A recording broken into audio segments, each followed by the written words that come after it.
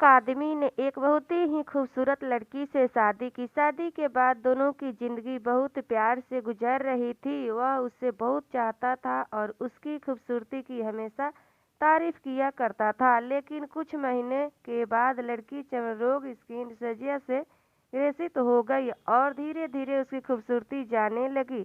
खुद को इस तरह देख उसके मन में डर समाने लगा कि यदि वह बदसूरत हो गई तो उसका पति उसे नफरत करने लगेंगे और वह उसकी नफरत बर्दाश्त नहीं कर पाएगी। इस बीच एक दिन पति को किसी काम से शहर से बाहर जाना पड़ा।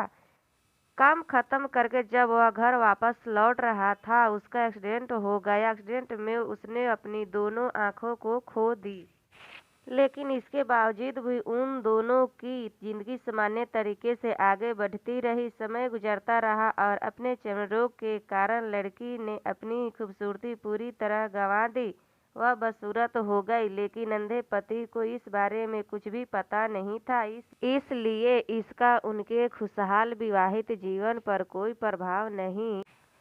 वह उसे उसी तरह प्यार करता रहा। एक दिन उस लड़की की मौत हो गई।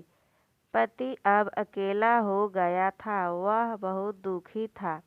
वह उस शहर को छोड़कर जाना चाहता था। उसने अंतिम संस्कार की सारी क्रियाविधि पूर्ण की और शहर छोड़कर जाने लगा। तभी एक आदमी ने पीछे से उसे पुकारा और पास आकर कहा, अब तुम बिना सहारे के अकेले कैसे चल पाओगे? इतने साल तो तुम्हारी पत्नी तुम्हारी मदद किया करती थी। पति ने जवाब दिया, दोस्तों, मैं अंधा नहीं हूँ।